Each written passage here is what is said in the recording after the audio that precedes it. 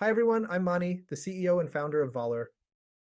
If you have or are planning to sell appreciated capital gains assets in Illinois, you know you'll lose something between federal and Illinois taxes. But the big question is, how much will you lose and what can you do to reduce it? It's important to understand your capital gains taxes and how they will impact your financial future, not least because that knowledge will empower you to take action to reduce your tax bill today and help you build your wealth faster. In this video, we'll explain what capital gains are and how they are taxed in Illinois. We'll also show you different tax planning strategies that can significantly reduce your capital gain taxes to help you build your wealth faster. These strategies range from selling appreciated assets in a tax-exempt trust through charitable remainder trusts, deferring your capital gains taxes with an opportunity zone fund, or diversifying your assets with exchange funds. So let's get started. What are capital gains? Capital gains are a capital asset's increase in value above its basis, or in other words, cost. Capital assets can include stocks, real estate, or even an item purchased for personal use, like a car or a boat. Basis is usually the price at which an asset was purchased, but for some assets, it might be a different amount. For example, if you renovate your house, your basis in the house will be the purchase price plus the money you spent on the renovations. Capital gains can be realized or unrealized.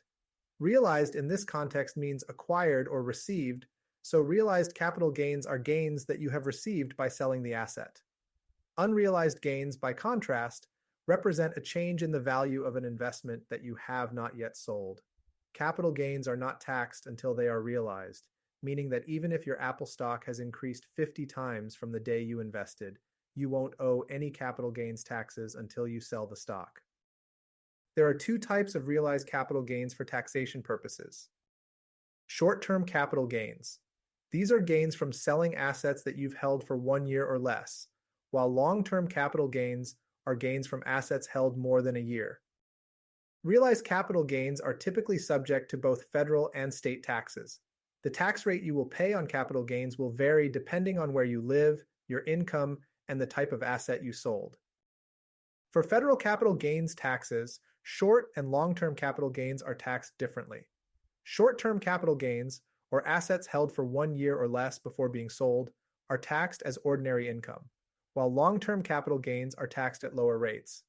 In 2024, the federal short-term capital gains range between 10 and 37%. Federal long-term capital gains, meanwhile, are also progressive, and in 2024 range from 0 to 20%. You now understand how federal capital gains tax rates apply. What about Illinois capital gains taxes? Unlike the federal government, Illinois makes no distinction between short-term and long-term capital gains, or even between capital gains and ordinary income. Instead, it taxes all capital gains as ordinary income, using the same rates and brackets as the regular state income tax. Illinois is one of the states with a flat income tax rate. In the case of Illinois, no matter the amount of taxable ordinary income, the state tax rate will always be 4.95%. So, what would these numbers look like in the real world? Let's consider Jenna, an Illinois investor who purchased 7,000 shares of Apple stock in April 2019 at $50 per share. She decided to sell her shares in January 2024 at a price of $100 each. Jenna held the stock for more than 1 year, so her realized gains are considered long-term capital gains. Jenna realized a capital gain of $350,000. She paid for 7,000 shares at $50 each for a total of $350,000 and then sold them for $100 each for a total of $700,000. That's a net gain of $350,000.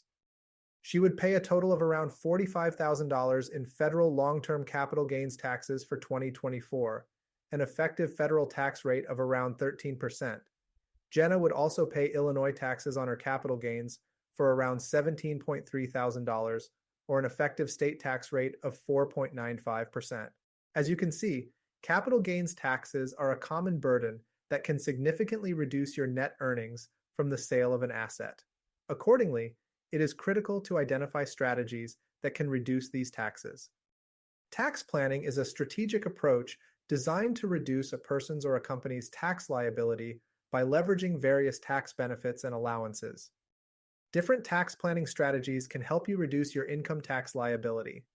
Here are the three we consider most advantageous. Sell appreciated assets in a tax-exempt trust. By setting up a charitable remainder trust or CRUT, you can sell your asset tax-free and receive a charitable income tax deduction of approximately 10% of the current value of the appreciated asset. This allows you to reinvest those tax savings and create more wealth for yourself. As an example, if you have your assets in a lifetime CRUT, you can take home 80% or more after taxes compared to not using one and selling your assets in a regular taxable account over the course of your life.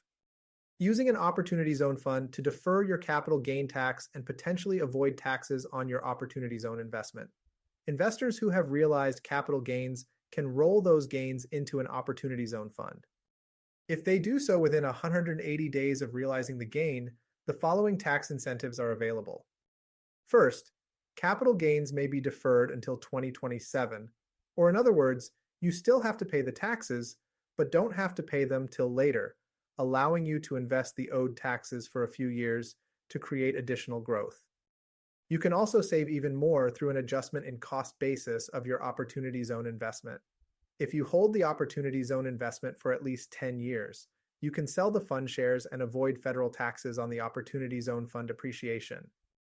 Another option is to simply diversify your investment using an exchange fund. An exchange fund allows investors to contribute stock. By aggregating the concentrated stock positions of many investors, an exchange fund allows you to substitute or replace your own concentrated stock position with a diversified basket of stocks of the same value, reducing portfolio risk and putting off tax consequences until later.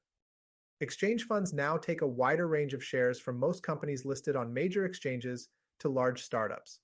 Importantly, after you have exchanged your concentrated position for a diversified basket of stocks, you will still have to pay capital gains taxes when you sell the diversified stocks and won't receive the diversified shares for 7 years.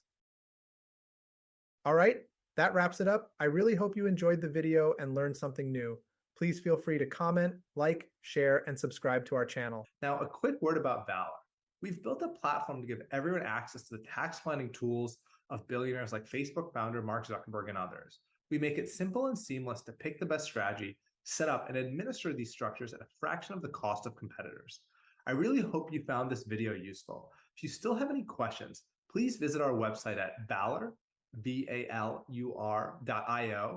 where you can read more content on these subjects, play with our online calculator to discover your potential financial gains, or schedule a call with us.